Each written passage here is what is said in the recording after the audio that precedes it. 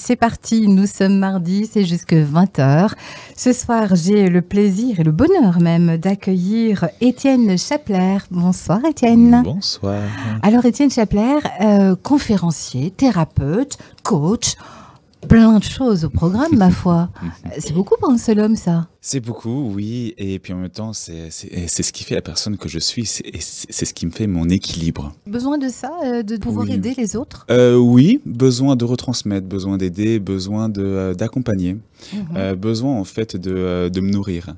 Et donc le coaching, l'accompagnement des personnes, c'est une chose et qui me nourrit, mais aussi les conférences, l'écriture, c'est quelque chose aussi qui me fait énormément de bien, qui me permet d'avancer parce que je suis quelqu'un qui adore réfléchir, qui adore me poser plein de questions et par exemple, voilà. Et l'écriture notamment est un moyen pour me poser plein de questions de moi à moi ou de moi à moi et pour voilà, être dans mon monde, dans mon intérieur. D'accord. Avec nous également ce soir, il y a Colette Schutters qui est avec nous pour nous présenter le 6, bien sûr, comme presque chaque mardi. Presque, on essaye. Tu peux abaisser le micro, tu sais. On ne m'entend pas. Jacques Martin me dit d'abaisser le micro. Bonsoir Christiane. Bonsoir Colette. Et donc ce soir, le 6 encore présent avec nous, oui. Bien sûr, pour partager ce moment avec Étienne qui justement adore partager. Donc on est bien là. Partageons. Allons-y. Étienne Chapler, si on faisait un petit détour et qu'on revenait à ton passé, qu'est-ce qui a fait qu'un jour tu as décidé de devenir coach ? Alors en fait, j'ai commencé. Alors c'est bon, c'est une histoire qui peut être longue, mais je vais la faire en. Non, on a le temps, on a une heure. En fait, j'ai commencé un apprentissage de charpentier à 19 ans, chose qui n'a rien à voir avec le coaching, avec l'accompagnement des personnes. Et j'ai en France et j'ai fait. Alsacien, je suis alsacien, voilà, de base, et j'ai fait ce qu'on appelle les compagnons du devoir. En Charpente, donc c'est une école qui, au niveau historique, qui existe depuis le temps de la construction des cathédrales, où à l'époque, les jeunes qui apprenaient un métier allaient de chantier en chantier pour aller là où il y avait du travail et dormaient dans des auberges ciblées où les jeunes se retrouvaient entre eux. Et ils ont appelé ça à l'époque le Tour de France. Et bien moi, j'ai donc fait mon apprentissage en Alsace et après j'ai fait ce qu'on appelle le Tour de France, où j'ai voyagé en France, à l'étranger, pendant près de 6 ans. Et il y a vraiment dedans une notion de retransmission. C'est-à-dire que si moi, qui ai 2 ans d'ancienneté aux compagnies du devoir, un jeune arrive et il a 1 mois, s'il a une question, je vais aller lui répondre. Il n'y a pas de prof, il n'y a pas de directeur, il n'y a pas de... Voilà. C'est leur transmission, les plus âgés retransmettent aux plus jeunes, et ainsi de suite. Donc il y a vraiment des valeurs humaines, des valeurs de respect, de communication, de liberté, de fraternité. C'est ce qui m'a beaucoup plu à l'époque. Le temps passe, j'arrive en Belgique, toujours via les compagnons du devoir et le métier de charpentier. Et je commence à avoir des tendinites au poignet, au pouce. Je commence à me blesser à la main et à me poser des questions sur mon avenir. Qu'est-ce que je vais faire ? Parce que je ne voulais pas rester sur chantier jusqu'à 40, 50, 60 ans et avoir le corps cassé en deux. Et surtout, je voulais faire quelque chose qui me nourrissait plus humainement. D'accord. Et je me suis... donc je réfléchis, j'ai quand même pris le temps, j'ai pris quelques années de réflexion. Entre-temps, j'ai eu la chance d'être professeur de charpente à Construform à Grasse-Sologne, des profs de charpente pour découvreurs. Et j'ai adoré cette période-là parce qu'il y avait aussi cette notion de retransmission des pédagogies où j'adorais vraiment me mettre à la place de chaque personne pour lui amener la matière selon son regard à lui. Parce qu'il n'y a pas de vérité pure, on a chacun notre propre vérité, du coup notre regard et notre façon d'apprendre et notre façon de voir la vie ou les choses. Et moi ça me passionnait. Puis je fais un travail personnel de qu'est-ce que je peux bien faire après. Qu'est-ce que je peux bien faire après? Est-ce que je monte ma boîte? L'éternelle question. Qu'est-ce que je vais faire de ma vie? Ça faisait 10 ans, éternelle question. Tu avais quel âge alors à ce moment-là? J'avais 27 ans. Ah oui, encore jeune finalement. Oui, enfin, encore toujours jeune. Hein. Oui, aussi. Oui. En même temps. Ça faisait 8 ans que j'étais dans le milieu, dans le domaine du bâtiment. Et voilà, qu'est-ce que je vais faire de ma vie? Et je me rends compte que ce qui me nourrit le plus humainement dans la charpente, c'est 3 choses. La première, c'est la liberté. Donc, pouvoir aller de chantier en chantier, être dehors, être voilà, au contact avec différentes personnes, les clients, les architectes, les ingénieurs. Voilà, donc la liberté de mouvement, le fait de voir des choses différentes. Aussi. Régulièrement, c'était très nourrissant. Et aussi l'accompagnement des apprentis. J'adorais avoir des apprentis avec moi et l'accompagnement des élèves des classes que j'avais. Et je réfléchis. Et je me dis, ben tiens, j'ai pas envie de monter ma boîte de charpente parce que j'avais pas les épaules. C'est un milieu qui pour moi était trop difficile. Et je commence à faire des recherches et je me rends compte, tiens, est-ce que je pourrais accompagner des personnes? Donc je cherche des formations, je cherche. Et un beau jour, je tombe sur la formation en coaching à Liège, à l'IFAPME. Et je me souviens que j'ai pas fini à ce moment-là, je ne finis pas de lire l'intitulé ou en tout cas le résumé du cours, ce qu'on va voir dans l'année, qu'une voix à l'intérieur, elle crie en moi de toutes ses forces. C'est ça. Ah, et wow. C'était ça. C'était le bon moment. C'était le bon moment, c'était le bon endroit. Et par curiosité, j'ai cherché d'autres formations similaires ailleurs. Je n'ai pas trouvé, c'était vraiment là. Et donc, je suis parti dedans vraiment. Tu as abandonné alors ce que tu faisais pour pouvoir te lancer dedans? Alors, j'ai d'abord suivi des cours du soir. Où j'ai continué la charpente pendant un an et demi. J'ai fait les cours du soir pendant un an. Et ensuite, j'ai démissionné de charpente et j'ai fait le grand saut. Ah, ça, c'est la chose évidemment donc, que tout le monde rêve, mais que peu osent faire, faire le grand saut. Tout à fait, le saut dans le vide. Oui. La facilité, entre guillemets, que j'avais, c'est que j'avais pas d'enfant, c'est que j'avais pas... Enfin, j'avais encore la liberté de pouvoir me dire, au pire, je peux retomber sur mes pattes plus ou moins facilement. Donc ça, c'était assez agréable comme réflexion. Et alors forcément, je me disais, c'est bon, je vais finir ma formation en coaching et puis je vais être full, je vais être plein, je vais marcher, tout ça. En 6 mois, j'ai eu 3 personnes, je crois, qui sont venues voir. Oui, ça, c'est l'horreur. Et justement, c'est vrai que se retrouver comme ça, se dire tout ça pour n'avoir que 6 personnes. Ben voilà, c'était des grandes questions au début. Qu'est-ce qui se passe? Pourquoi? Où est la faute? Qu'est-ce que j'ai fait? Enfin, voilà. Pourtant, c'est tellement normal que j'aille là-dedans. Qu'est-ce qui fait que... Et c'est là où j'ai dû apprendre à faire preuve de lucidité, à faire preuve de bienveillance aussi vis-à-vis de moi, de mes peurs, de mes colères, de mes remises en question. Ça commence comme ça, se respecter soi-même d'abord par rapport à une situation telle que celle-là? Je pense que la première des choses, c'est en tout cas celle qui est un des principes qui guide vraiment mon quotidien, c'est la bienveillance. Être bienveillant par rapport à soi. Pourquoi? Car mine de rien, on fait tout ce qu'on peut. Oui. Tout ce qu'on peut. Et donc, du coup, si aujourd'hui j'ai fait quelque chose dont je ne suis pas fier, eh bien, c'est fait. Je peux aller réparer. Je peux aller demander qu'est-ce que je peux faire pour réparer à la personne. Je peux aller m'excuser, il n'y a pas de souci. Mais d'abord, être bienveillant avec soi, puisque, mine de rien, on est la personne avec qui on va vivre toute notre vie. Bah, il paraît, oui. Il paraît. Voilà. Donc, en soi, il n'y a pas trop le choix. Non. Et voilà, donc vraiment, la bienveillance, c'est qui est au lieu de tomber dans le « je suis nul, je n'y arriverai jamais, c'est pas pour moi », et ainsi de suite, c'est faire preuve de lucidité sur mes fragilités. Ok, j'ai pas d'expérience. À l'époque, j'ai pas d'expérience, je suis pas connu, j'ai un site, il est pas génial, je suis tout jeune, d'accord, mais en même temps, quelles sont mes forces? Oui, parce qu'il faut aller voir ce côté-là, effectivement. Mais complètement, et le prendre en compte. Et à partir du moment où on prend en compte ses forces et ce dont on est capable, qui moi c'était ma rage d'y arriver, ma volonté de vivre, de me nourrir dans ce domaine, une fois qu'on prend conscience de ça et qu'on accepte ses fragilités, les accepter, pour moi, ça peut devenir une force encore plus grande. Parce qu'à partir du moment où j'accepte mes fragilités, bien j'accepte la part de moi qui n'a pas confiance en elle, la part de moi qui a presque envie de revenir dans sa zone de confort d'avant. Oui. Reviens charpentier, tu étais bien, tu connaissais tout boulot, mais je n'étais pas heureux. Ton salaire qui tombait tous les mois. Voilà. Ouais. Et donc du coup, c'est une phrase de Gabriel Ringlet, hein, c'est un auteur belge et qui est aussi prêtre et qui a écrit beaucoup de beaux livres, dont un, c'est Éloge de la fragilité, où il dit que la plus grande force de l'être humain, c'est l'acceptation et la reconnaissance de ses fragilités. Et à partir du moment où on est dans cette réflexion-là, eh bien, les choses deviennent presque plus faciles. Et ça va plus vite. Il y aura toujours des obstacles, ou mais en tout cas, on ne se bat plus contre soi-même. Et ça, C'est un ça fait du bonheur. bien, complètement. C'est grâce à tes cours de coaching que tu as pu accepter tes fragilités ou tu aurais pu le faire avant? Alors que d'une certaine manière, avec le recul, je pense que j'ai commencé à le faire avant. Vraiment commencé à le faire avant.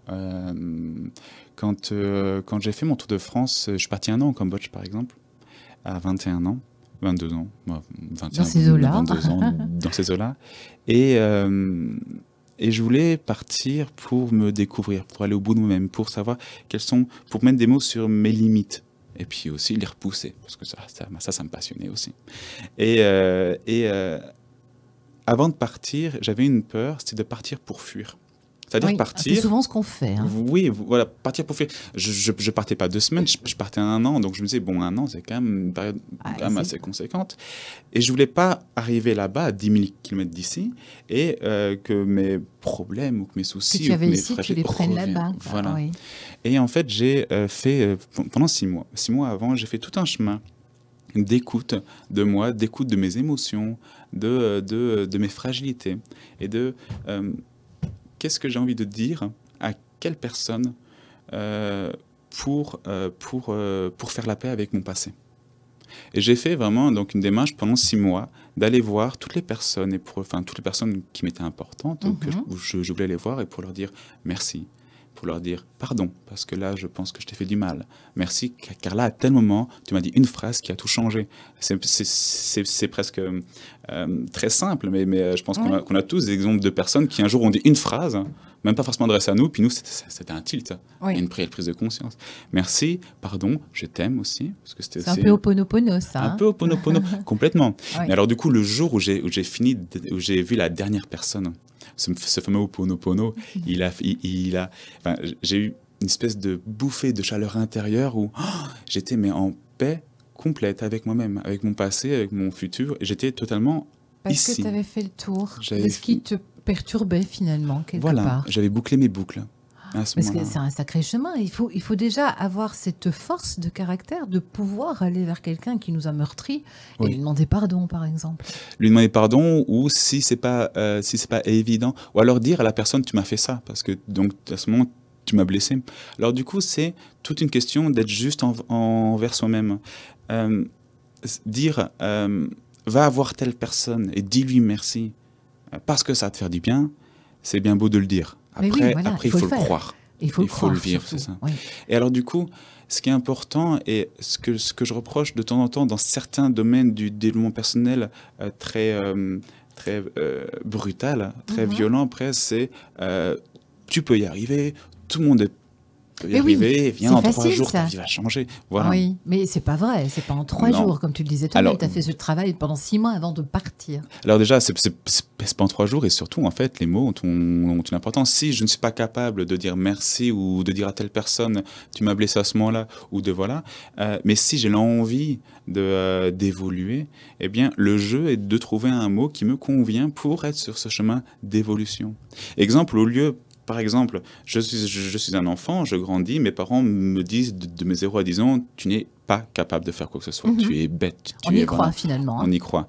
Comment est-ce que je peux arriver maintenant, à 30 ans, à arriver à me dire du jour au lendemain, je suis capable de tout? Mais oui, c'est ça. Il n'y arrivera pas. C'est pas une baguette magique. C'est pas une baguette magique. Non. Après, ça peut arriver, mais alors du coup, tout le jeu est de trouver, et après avoir pris conscience de je veux évoluer, ou de je veux y arriver, ou mon rêve c'est ça, et pourquoi pas moi? Tout le jeu consiste à utiliser des mots constructifs et agréables. Passer du « je ne suis pas capable » à peut-être « je peux y arriver ». Ou alors c'est important pour moi et je me donne la chance d'y arriver pour petit à petit arriver à se dire « je suis capable ». Oui, donc c'est tout un cheminement. C'est tout un cheminement. Mais l'important pour moi, et c'est ça que je reproche à ces fameuses branches de développement personnel très violents où tu peux y arriver, la force du point, et tout ça, ainsi de suite, c'est vraiment aller en douceur. En douceur, et en même temps avec un côté de il faut y aller, il faut faire preuve de volonté. Parce que mine de rien, changer, c'est créer des nouvelles habitudes, et une habitude se crée sur la longévité, sur le temps. Oui. Et donc, du coup, au début, c'est pas évident parce qu'on va faire des choses qu'on ne connaît pas, dont on n'a pas l'habitude et qui font peur. Donc, commencer tout doux et ensuite avancer et avancer et avancer. J'étais un très, très, très grand bègue quand j'étais adolescent Et ça a été tout un chemin de l'accepter, de venir en radio, de faire des vidéos, de faire des conférences. Voilà, donc du coup, vraiment, tout un chemin pour accepter. Et c'est là où je rejoins la phrase de Gabriel Ringlet, qui est qu'à partir du moment où on accepte ses fragilités, tu n'es pas capable. On prend l'exemple des parents avec l'enfant. À partir du moment où j'accepte que, OK, une partie de moi ne se sent pas capable, ben, vu qu'elle est écoutée, on n'est plus en combat avec soi-même et donc on peut être sur un chemin d'évolution. D'accord. Oui, justement, cette histoire, c'est vrai que tu l'as racontée lors de la conférence, que tu as eu ce problème d'être bègue. Ça, c'est vrai que c'est quelque chose qui est traumatisant pour un enfant, parce que forcément, les enfants entre eux sont très méchants. Oui. Les adultes s'en mêlent aussi. Oui. Et donc, effectivement, donc là, tu as pris ce problème et donc tu as réussi à l'apprivoiser. Oui. À l'apprivoiser petit à petit. Et puis là, tu t'exprimes. Waouh, quoi. C'est merveilleux. Enfin, je trouve que c'est un sacré. Là, c'est une belle preuve aussi, justement, qu'on peut y arriver. Voilà, on peut y arriver. Je suis intimement persuadé qu'on a toutes et tous les capacités d'arriver, de réaliser ce qui est juste pour nous. Et après, Mais comment savoir ce qui est juste pour nous, justement? C'est toute la question. Mais voilà, c'est ça. Pour moi, mettre des mots sur ce qui est juste pour soi, ça demande avant tout d'aller à la rencontre de soi, à la rencontre de ses voix intérieures. Et moi, ce que je fais, c'est que j'intériorise beaucoup. Je suis beaucoup dans le silence, dans l'écoute de mon corps, de où vont mes pensées, où vont mes émotions, qu'est-ce que je ressens. Et en fait, ça fait quelques années que je pratique de la méditation et de la pleine conscience. Et pour moi, c'est un outil qui me permet de ressentir si tel ou tel chemin est juste pour moi ou pas. Maintenant, avec le temps, je reprends un peu avant. À 25-26 ans, j'arrête les compagnons du devoir et je m'installe à Liège. Oui. Là, ça faisait à peu près, donc ça faisait 6 ans que j'étais compagnon, donc du coup, je vivais dans des maisons de 20 à 100 à 110 personnes, à 110 jeunes, ou dans des chambres de 2 à 4, donc jamais vraiment des moments seuls. Alors moi, j'ai quelqu'un d'assez solitaire, donc c'était pendant 6 ans, j'ai mis ça de côté. Et puis là, une espèce de, j'ai envie de me retrouver, j'ai envie de revenir aux bases, à qui j'étais à l'époque, et notamment l'écriture. Quelque chose que pendant 6 ans, j'ai mis de côté. Je reprends l'écriture sans aucune raison, parce que c'était juste pour moi à ce moment-là. Parce que mon intuition me disait écris, parce que j'avais besoin de t'exprimer, d'écrire, de m'exprimer par l'écriture. Et d'écrire quoi? Donc à l'époque, j'ai écrit un manuscrit, une histoire qui est toujours rangée dans mon ordinateur, par exemple. Aïe, aïe, aïe.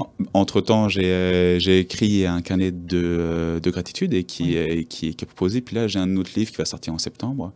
Et j'ai la chance d'écrire des chroniques dans le magazine Bio-Info, Belgique, tous les mois, tous les 2 mois. Donc ça fait son chemin. Mais comment on fait pour déterminer ce qui est juste pour soi? Il faut toujours commencer par le plus simple, par ce qui est le plus évident, même si ça n'a rien à voir avec sa vie actuelle, même si c'est « mais pourquoi est-ce que je pense à ça? Tiens, j'aimerais tellement faire du saut en parachute, par exemple, alors que... mais pourquoi? Comment? D'où ?» Ces questions, elles viennent presque après.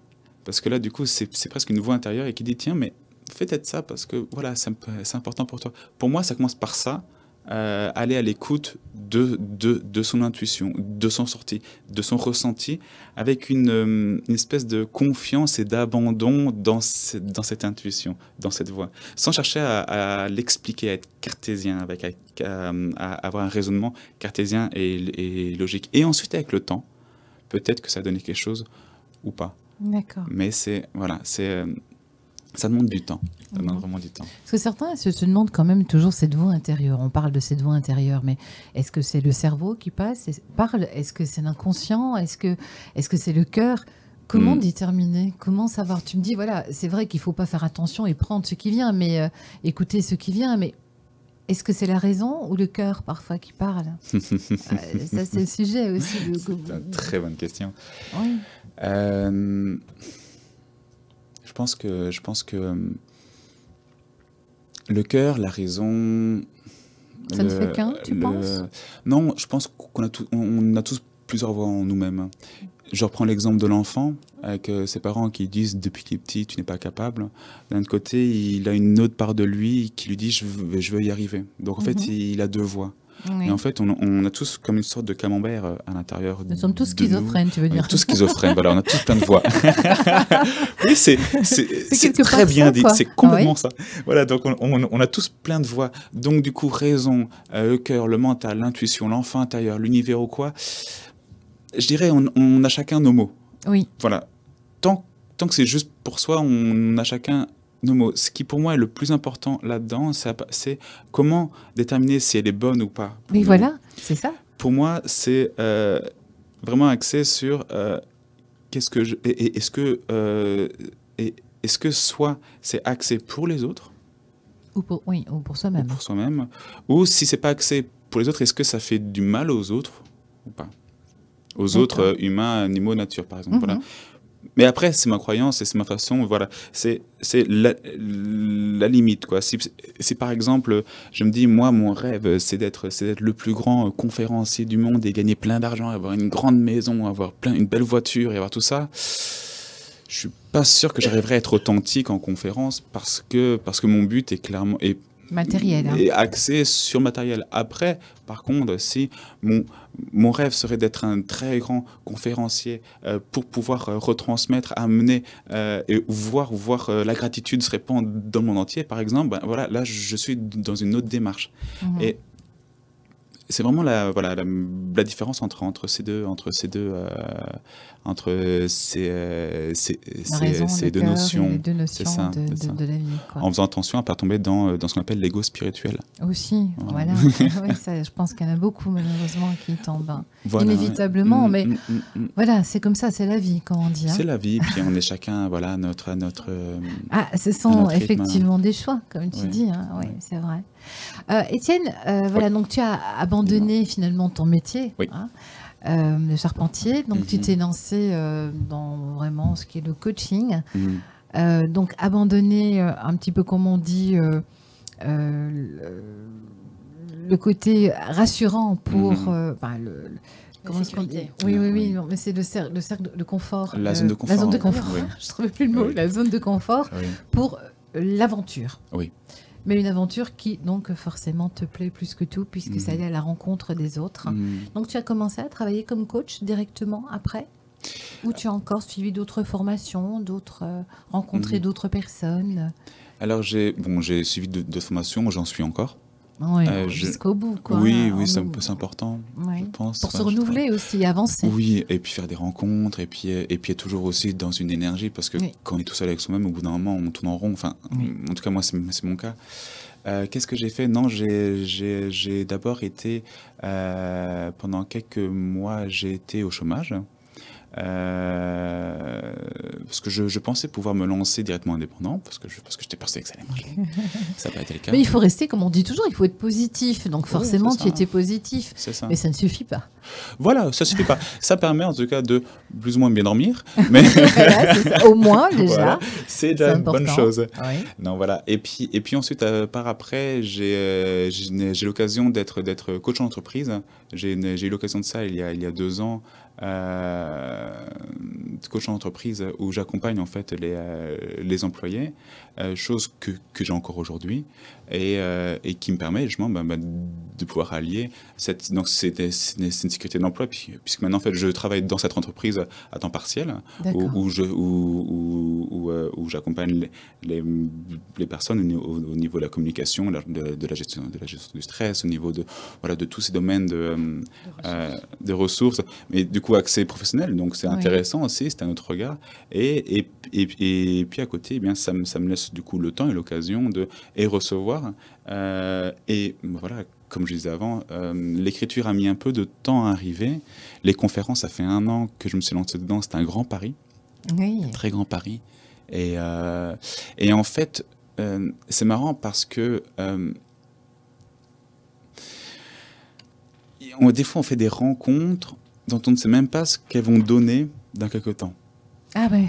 Mais il n'y a pas de hasard en même temps, comme on dit. C'est ça. Ça servira à un moment donné ou à un autre, ou pas. Ou pas. Aussi. C'est vrai que ça peut arriver que ça ne serve absolument à rien. C'est ça. C'est vraiment ça. Et c'est vrai que du coup, par exemple, cette entreprise où je travaille là, donc en tant que coach entreprise, ça a été une proposition qui m'a été faite comme ça, qu'au début j'ai accepté en freelance.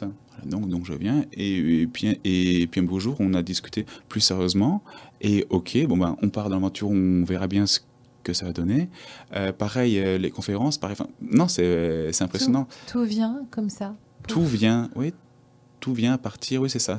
Je pense que tout vient quand on est aussi ouvert à ce que j'allais dire, quand on laisse la porte ouverte. Oui, ouais.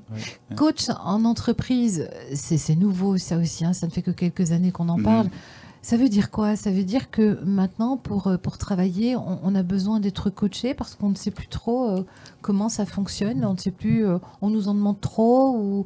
Et là, ce sont les patrons qui t'engagent? Comment ça se passe en fait?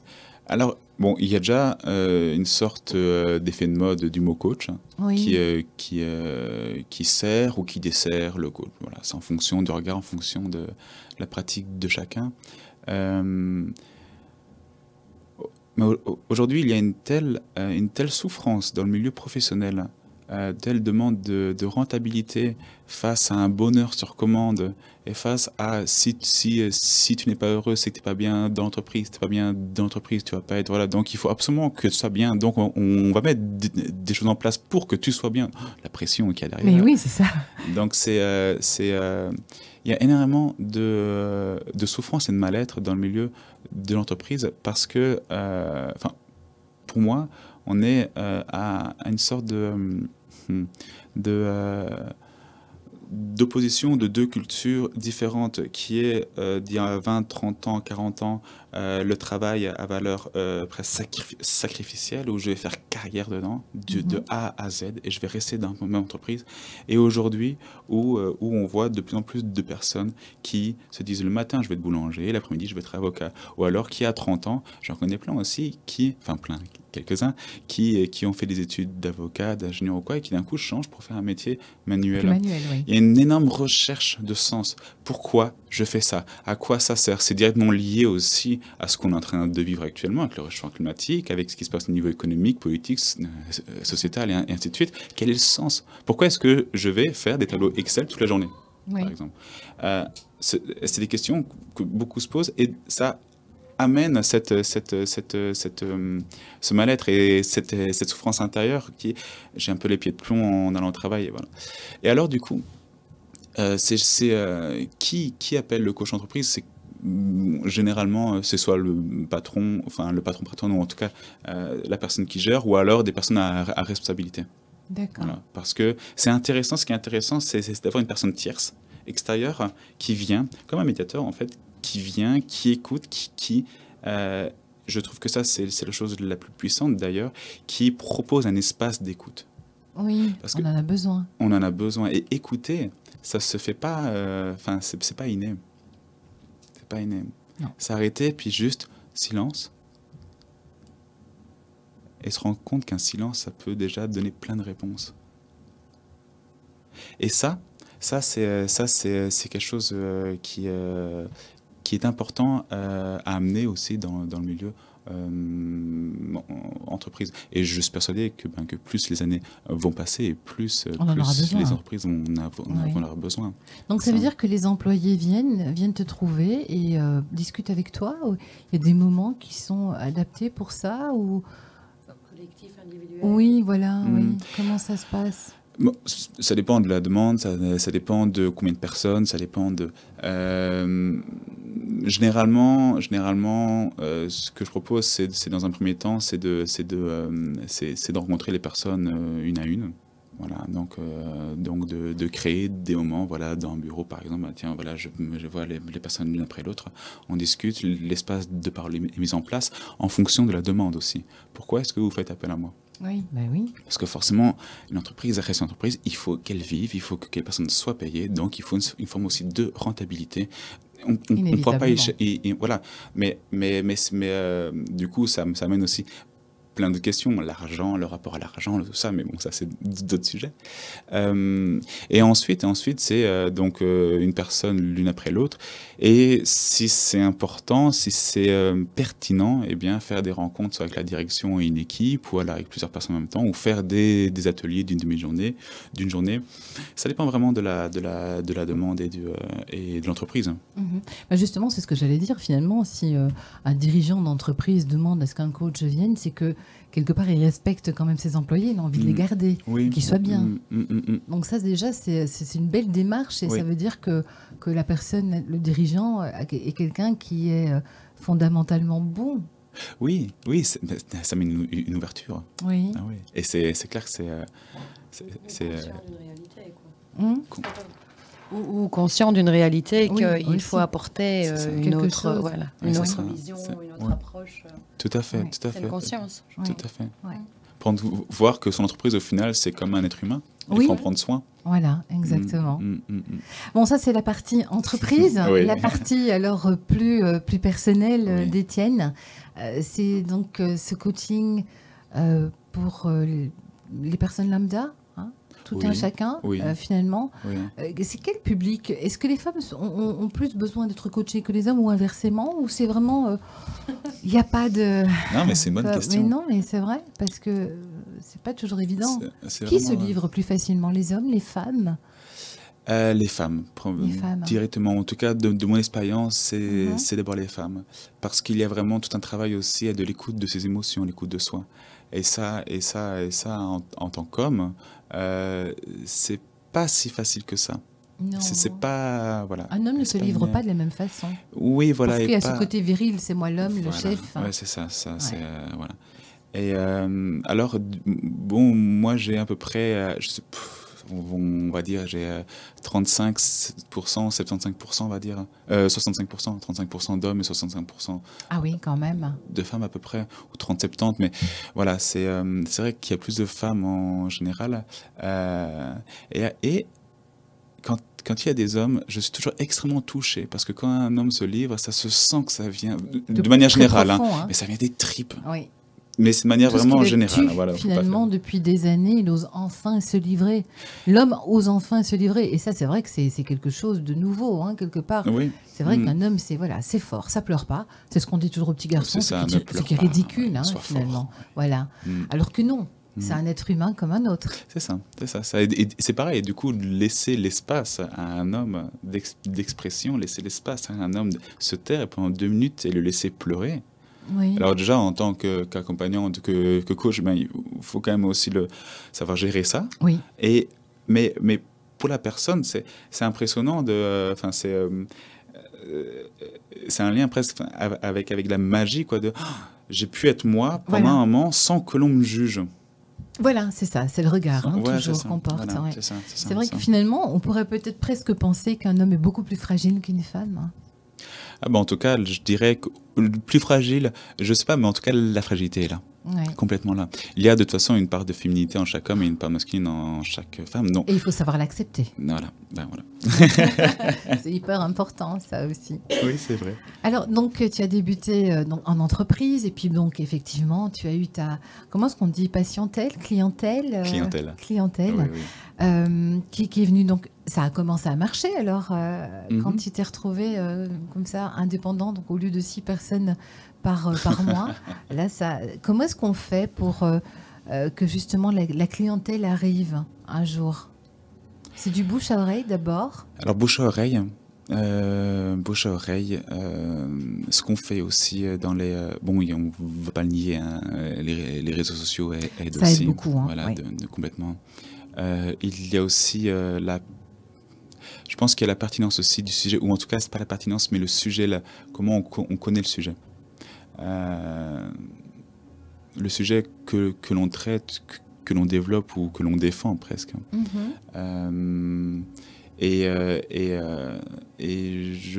Après, c'est le chemin que j'ai pris, mais il y a aussi toute la route des médias, des journaux, des radios, voilà, c'est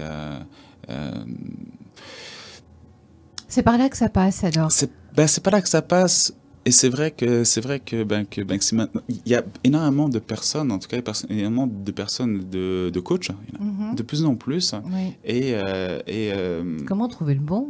Comment trouver le bon? Donc c'est là où il est important de faire un site ou faire sa page Instagram ou Facebook qui nous ressemble à nous et pas formaté, quelque chose de formaté avec voilà.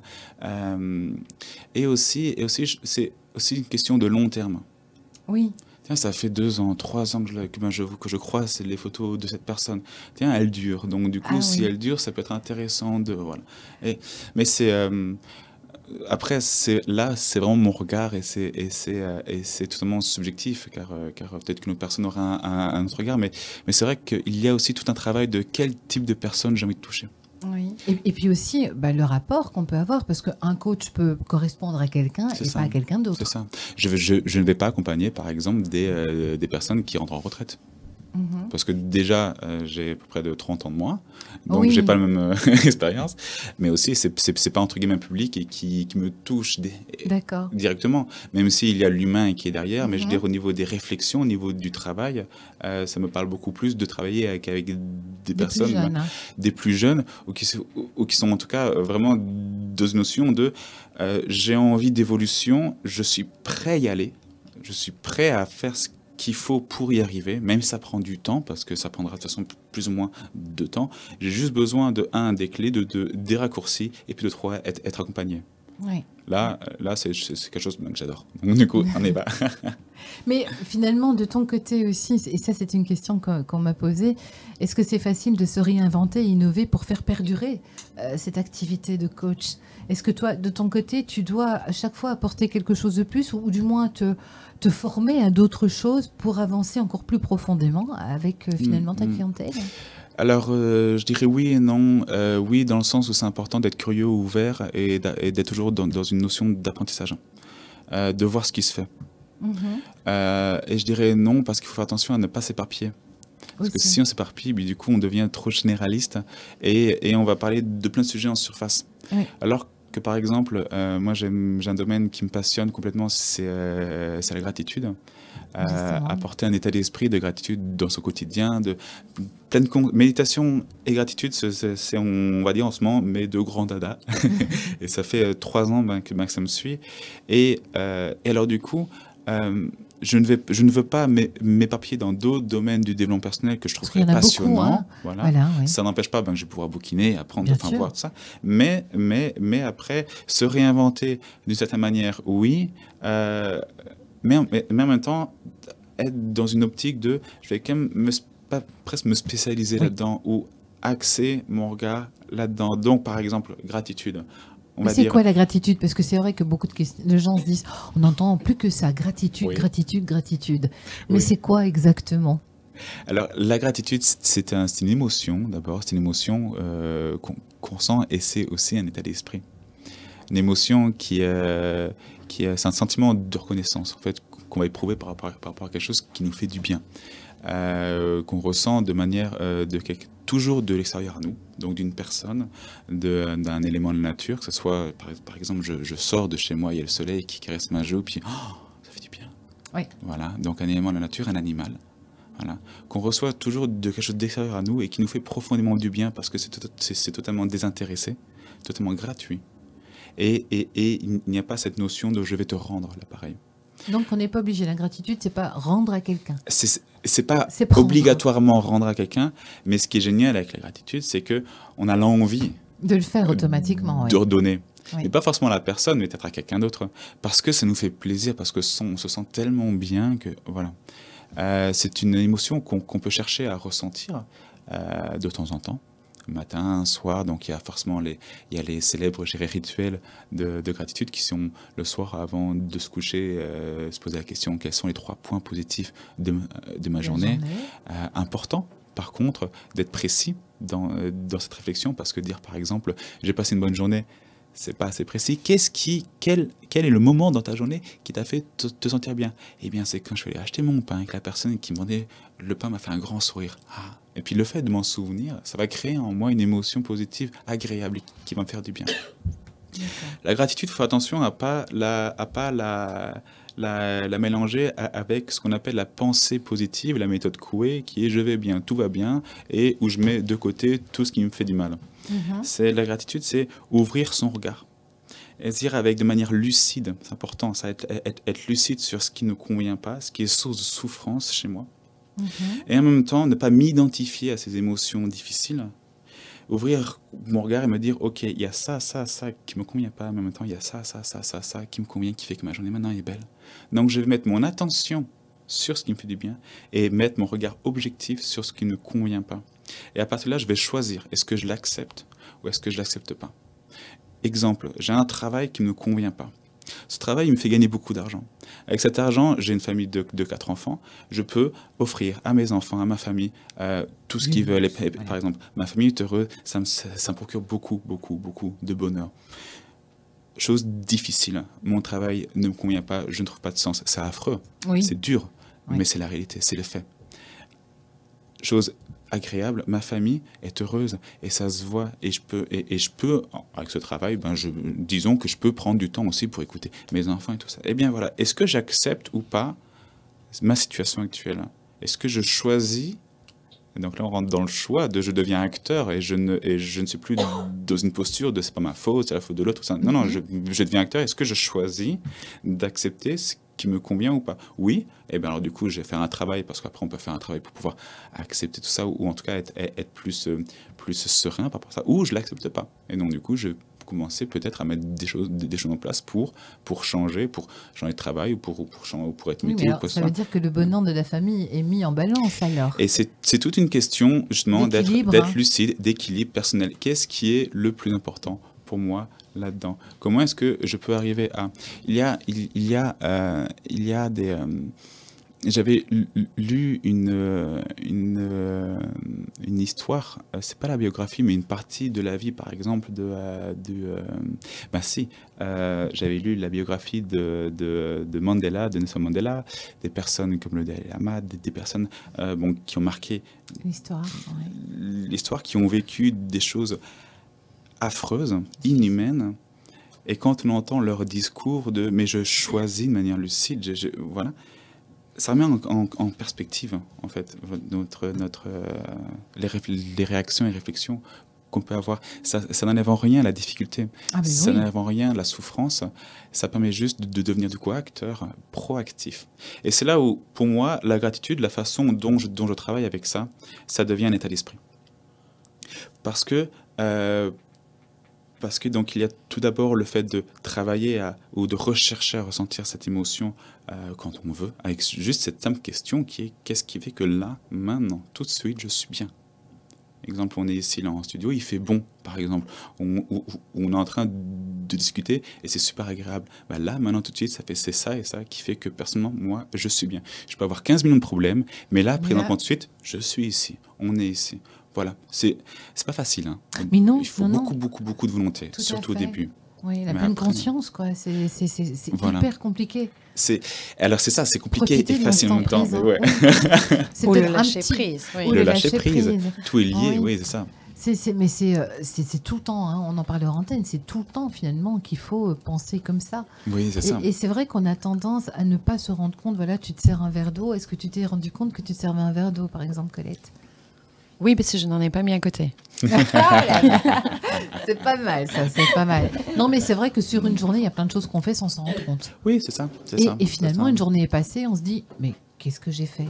Et c'est vrai que c'est bien de se mettre au lit et de retrouver au moins 3 points. 3 points positifs, voilà, c'est ça. Ou alors, si on a une famille, c'est par exemple prendre l'habitude. Et c'est génial, comme habitude, à prendre avec des enfants, c'est au repas. Qu'est-ce qui a fait qu'aujourd'hui, quelles ont été les 3 choses agréables de ta journée?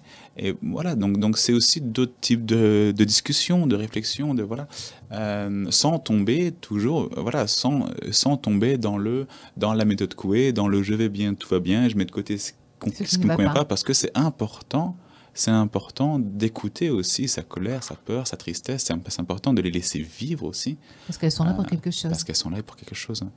Pour nous faire avancer souvent. Nous faire avancer, mais complètement. On en parlait d'ailleurs avant en antenne. Les émotions alors ça c'est quelque chose contre lesquelles, pas que je me bats, mais contre lesquelles je ne suis pas d'accord. Quand on dit émotions positives et négatives, Je préfère parler d'émotions agréables et désagréables, car justement, une émotion positive et négative, c'est directement connoté en deux familles, deux clans.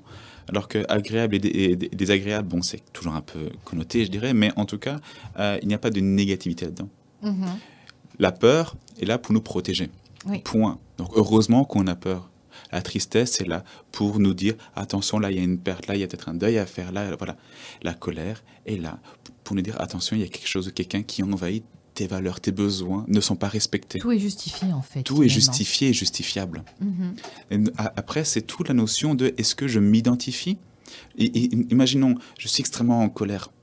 Est-ce que je m'identifie à ma colère? Donc ça veut dire, est-ce que mon corps va ressentir cette colère-là? Si mon corps le ressent, si je suis dans un état émotionnel de colère, je vais être tendu, je vais avoir du mal à dormir. Du coup, mes pensées vont être en lien avec cette émotion, mes paroles aussi, et mes actions aussi. Donc je vais rentrer dans une sorte de cercle vicieux qui va me tirer dans un magma où je vais m'engluer et il va être difficile de m'en sortir. Oui.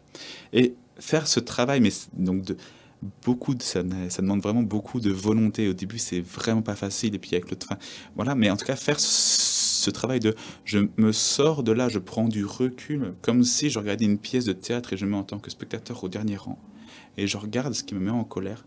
Et en même temps, je fais l'effort de regarder ce qui me convient, ce qui fait que là, maintenant, tout de suite, je sais bien. Ça règle pas la question. Non. Ça règle pas le problème. Mais en tout cas, ça me permet, moi, d'avoir un autre regard. De m'apaiser. Et de regarder la situation avec un regard peut-être plus objectif. Tiens, il y a peut-être cette porte de sortie-là que je n'avais pas vue. Ah oui. Ou alors, la montagne de problèmes que je m'étais imaginé. Au final, eh ben, c'était pas si simple. Voilà, c'est ça. Ça, oui. On fait souvent une montagne de tout. Hein, bien sûr. C'est vrai, alors que finalement, il y a des choses bien pires ailleurs. Mais aussi, quand c'est pour soi-même, voilà, on a l'impression que on est dans une situation inextricable et que, non, il n'y a pas. C'est un mur en béton. Voilà. C'est ce que tu donnes quand tu rencontres les personnes en coaching, alors. C'est ça que tu leur expliques un petit peu, la gratitude aussi. Alors ça dépend toujours de la demande de la personne, parce que je vais pas, une personne qui vient, je vais pas directement lui parler de gratitude, parce que c'est un mot qui va peut-être l'effrayer, qui va se dire attends, moi je viens pas pour ça, quoi. C'est ça, qui peut être effrayant, qui est fort à la mode, et on entend de tout et de rien là-dedans aussi. Par contre, c'est un mot que je retransmets dans un atelier. Que j'ai commencé en automne 2018, où sur 8 semaines, on va travailler des exercices de pleine conscience et de gratitude pour développer un état d'esprit où on sort de son magma, où on est englué de je sais pas trop d'où je suis, où je veux, et ce que je veux et tout ça, sans avoir des mots précis dessus, ou tout simplement sans avoir des mots. Hein, mais voilà, tout à fait, mais c'est ça, on n'a vraiment pas les mots. On fait tout ce qu'on peut, on est la bienveillance avant tout. Et ces 8 semaines, donc c'est une soirée par semaine où en petit groupe, en fait, on va travailler pour développer des nouvelles habitudes, cet état d'esprit de prise de recul pour devenir au final proactif et en même temps résilient, apprendre la résilience et apprendre à s'écouter. Avec toujours cette phrase, dernier atelier, donc le dernier cycle en hiver 2019, janvier à mars, je crois que j'ai dit, mais au moins 10 fois par soir, est-ce que c'est juste pour toi ou pas? Oui. Ok, vas-y. Non, alors stop, on continue à creuser. Toujours avec cette notion de justesse par rapport à soi. Donc c'est ce qu'il faut. C'est la question qu'il faut se poser. Est-ce que c'est juste pour moi quand on veut faire quelque chose, par exemple, ou quand on croit qu'on ne va pas y arriver? Alors, est-ce que c'est la question qu'il faut se poser? Je ne sais pas. Mais en tout cas, c'est une question que j'aime bien poser. D'accord.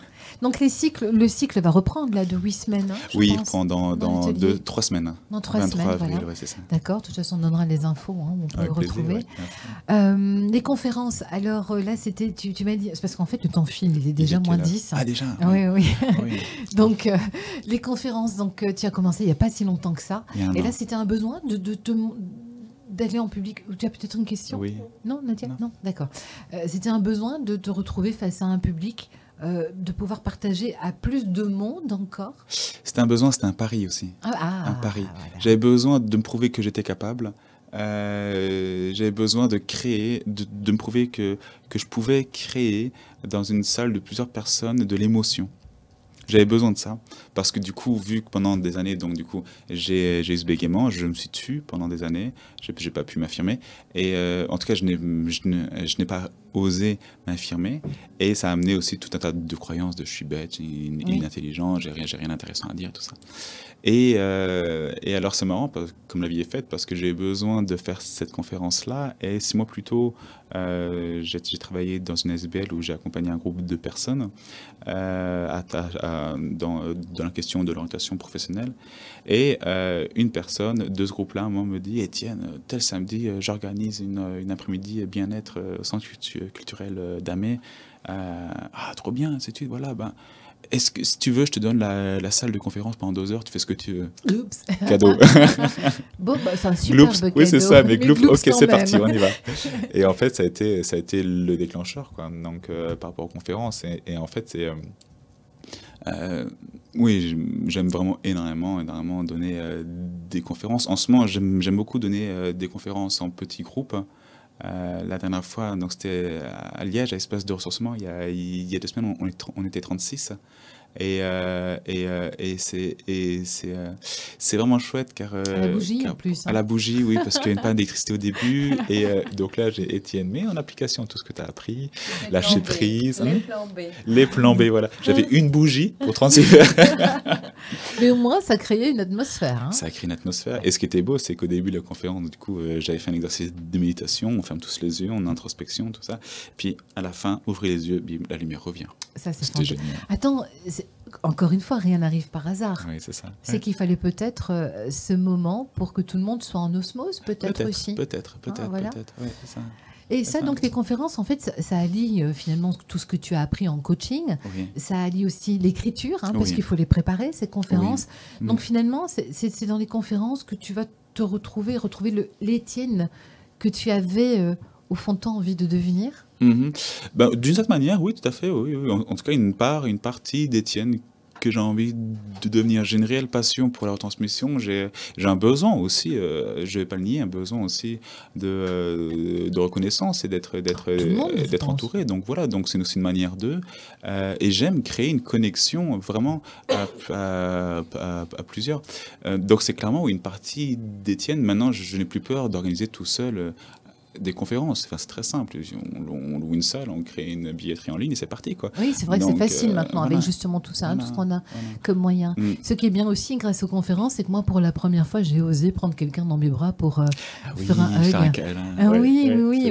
Lors de la conférence que tu as donnée avec 3 autres comparses à toi. C'est ça. Et c'est vrai que moi, quelqu'un d'inconnu à côté de moi, faire un hug, faut pas rêver, quoi. Et là, je me suis tournée, j'ai dit... Allez, viens, on va faire un hug. Et je l'ai fait. Et la copine qui était avec moi m'a dit « Wow !» D'habitude, je suis toujours dans mon coin. Et voilà. Et c'est vrai que les conférences, ça amène à ça. On est dans un univers où nous parler de ce qui vous motive, de ce qui fait que vous êtes vous et ce que vous voulez nous donner, nous partager.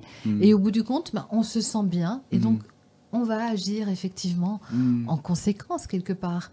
Et là, bravo, quoi. Merci. Mon premier hug de ma vie. Allez, c'était à ta conférence, donc c'est super. Oui, bah oui, santé.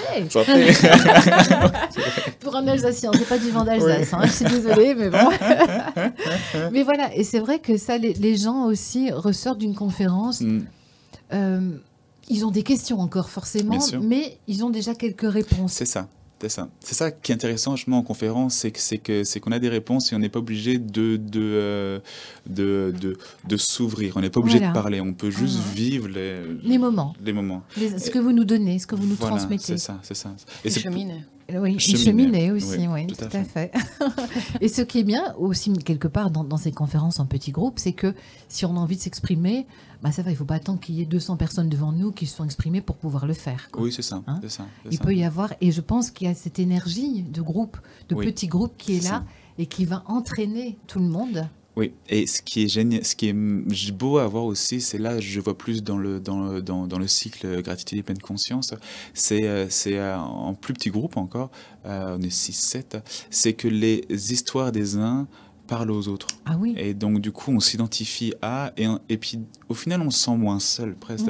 Tiens, mais en fait, ça me touche ce que cette personne dit, et ça, j'ai déjà eu quelques fois mais elle a tout dit. Cette personne a tout dit, j'ai plus rien à dire puisque c'est aussi mon histoire. Et du coup, en fait, on se sent... Ouais, c'est ça. Il y a une unité qui se crée. Oui.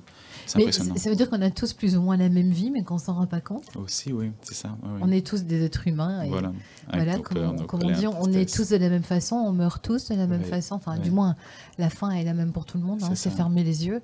Donc finalement, pourquoi est-ce qu'on devrait se sentir plus fort qu'un ou se sentir moins bon qu'un autre? Pourquoi?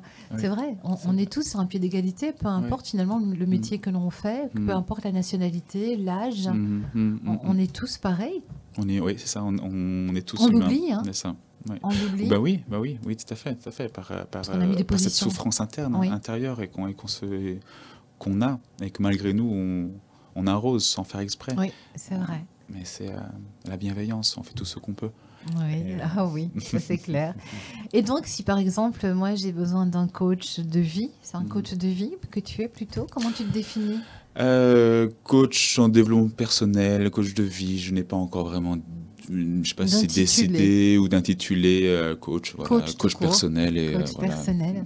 C'est parce que souvent on utilise coach pour le sport. Hein. Promets-moi, on ne fait pas de sport chez toi. Non, du sport intérieur, du sport beaucoup. Intérieur, c'est une sacrée course à pied. Hein.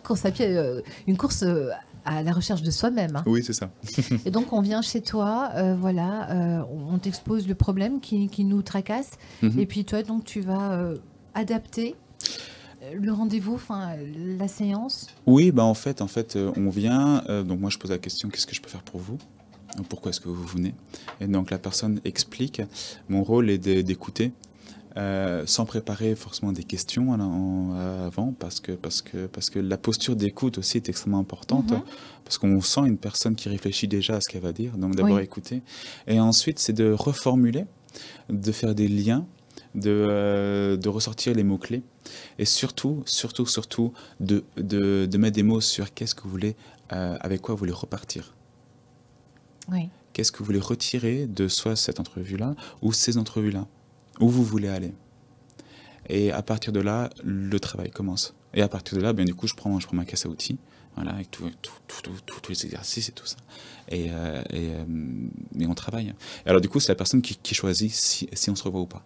Ah oui, d'accord. Donc il y a des personnes, elles sont venues qu'une fois, par exemple, d'autres sont venues une dizaine de fois. Oui, tout dépend de ce qu'on recherche. Oui, c'est ça. Et est-ce que c'est possible aussi que parfois certaines personnes arrivent chez toi en disant, voilà, moi je veux devenir ça, et au bout du compte, après toutes les séances avec toi, repartent.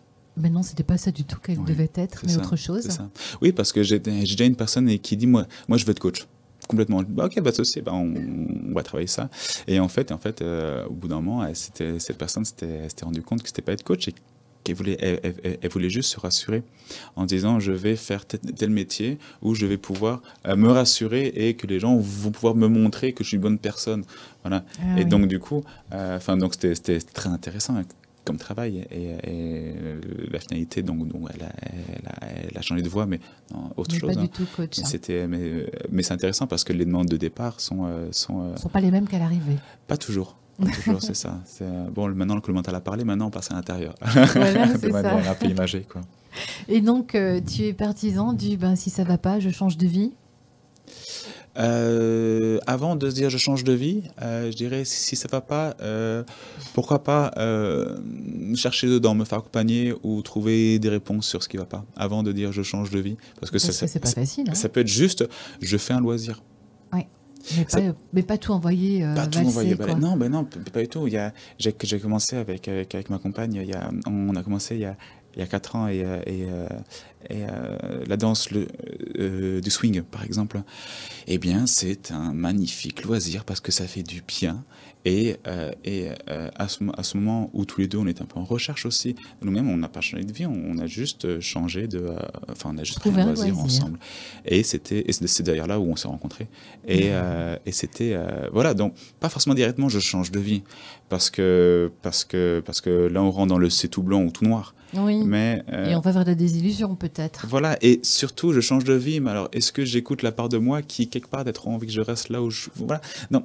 C'est voilà, toujours les... Est-ce que c'est juste pour moi ou pas? On revient là-dedans. Et comme tu le disais, parfois certains quittent le pays, vont vivre ailleurs, mais si on emmène les problèmes, ils vont recommencer là où on sera. Quoi. Tout à fait, tout à fait. Même si on a le soleil, la plage, voilà, les problèmes seront là et on sera tout aussi mal dans sa peau là-bas qu'ici, tant qu'on n'a pas réussi à se retrouver soi-même. Oui, c'est ça, c'est ça. Je suis intimement persuadé que si on peut réussir à être en paix avec soi-même dans des endroits inhumains ou de grandes souffrances, on peut réussir à être serein n'importe où. Après, c'est juste une question de réalité, parce que peut-être que je suis enfermé dans un endroit où je ne peux pas bouger, de réalité, et aussi de choix ou de facilité, voilà. Mais c'est pas impossible. Alors du coup, après, c'est au choix de chacun et à la justesse de chacun. Tout à fait. Impossible, on enlève le 1 et c'est possible. Aussi, voilà. Tout à fait. Alors, Étienne Chapler, il y a un site internet où on peut retrouver ce que tu fais, ce que tu proposes, les ateliers, les conférences et les rendez-vous. Oui, aussi, oui. Alors, le site, c'est etiennechapler.com. Et la page Facebook. Bien entendu, voilà. Et puis le prochain rendez-vous en conférence. Non, il y a un livre qui va sortir. Non, c'est l'année prochaine. Alors, sinon il y a le livre de gratitude. Voilà, donc il y a le livre de gratitude qui est disponible sur mon site. Il y a le prochain rendez-vous, le cycle Gratitude Pleine Conscience qui commence le 23 avril. Mon livre sort le 19 septembre aux éditions Un Monde Différent. Et les conférences, je suis en train de les programmer. Donc ça va être pour septembre-octobre, à mon avis. Je vais faire une conférence pour la sortie aussi du livre ou une soirée. Je suis en train de réfléchir à ça pour l'instant. D'accord. Plein de choses. Donc de toute façon, on peut te retrouver, etiennechapler.com. Et puis merci beaucoup pour cette visite dans notre studio ce soir. Merci pour l'invitation. Avec grand plaisir. Et puis je pense qu'on pourra se revoir un jour, si tu encore pour la présentation de ton livre, par exemple. Ce serait chouette ça. Quand tu veux, avec grand plaisir. Super. Merci beaucoup, Étienne. Colette, peut-être une question à poser à la fin de cette émission, ou Nadia, vous avez bien intégré, il y a un petit peu de timidité là aussi, tu vois. De l'émotion. De l'émotion surtout aussi. Et c'est vrai que l'émotion, ça empêche parfois de parler. Nadia, non ? Non, d'accord. Merci beaucoup. Merci à toi, merci à vous. Voilà. À très bientôt. Nous, on se retrouve demain pour une toute autre émission, bien sûr, puisque c'est le live avec The Bodyguards. Et c'est un tribute, donc Whitney Houston, bien entendu, Bodyguards, Kevin Costner et blabla et blabla. À demain, passe une belle soirée et soyez heureux et soyez zen surtout.